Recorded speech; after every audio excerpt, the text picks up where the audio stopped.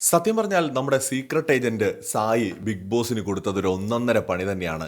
ഒരാഴ്ച വെച്ച് ഓടിക്കാൻ വെച്ചിരുന്ന കണ്ടന്റാണ് നമ്മുടെ മണി ബോക്സ് ടാസ്ക്. അത് ഒരു മിനിറ്റ് കൊണ്ട് തൂക്കി സായി അവിടെ നിന്ന് ഇറങ്ങിയതോടുകൂടി ബിഗ് ബോസ് ലൈവ് എന്ന് പറയുന്നത് കട്ട ശോകമാണ്. ഇനിയിപ്പോൾ ബിഗ് ബോസ് വീടിനകത്തേക്ക് വരാൻ പോകുന്നത് റീ എൻട്രികളാണ്. പ്രതീക്ഷിച്ചതിലും നേരത്തെ തന്നെ മിക്കവാറും മുൻ മത്സരാർത്ഥികൾ ബിഗ് ബോസ് വീട്ടിലേക്ക് എത്താനുള്ള എല്ലാ സാധ്യതകളും കാണുന്നുണ്ട്.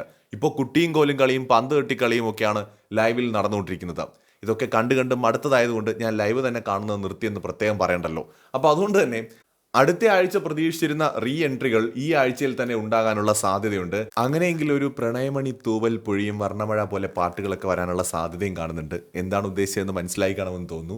ബിഗ് ബോസിലേക്ക് ഗബ്രി ഉൾപ്പെടെയുള്ള എക്സ് കണ്ടസ്റ്റൻസ് കയറാൻ പോവാണ്. മിക്കവാറും നാളെയോ മറ്റന്നാളോ തൊട്ട് തന്നെ മത്സരാർത്ഥികൾ കയറി തുടങ്ങാനും സാധ്യത കാണുന്നുണ്ട്. ഇനിയുള്ള ദിവസങ്ങളിൽ തീ പാറുന്ന ടാസ്കുകൾക്കൊന്നും ഒരു പ്രസക്തിയുമില്ല. ഫണ്ണായിട്ടുള്ള ടാസ്കുകളായിരിക്കും കൊടുക്കുന്നത്. മാത്രമല്ല എനിക്കൊരു സംശയമുള്ളത് ഈ എക്സ് കണ്ടസ്റ്റൻസ് വന്നാൽ അവിടെ സ്റ്റേ ചെയ്യാനുള്ള സാധ്യതയുണ്ട് എന്നുള്ളതാണ്.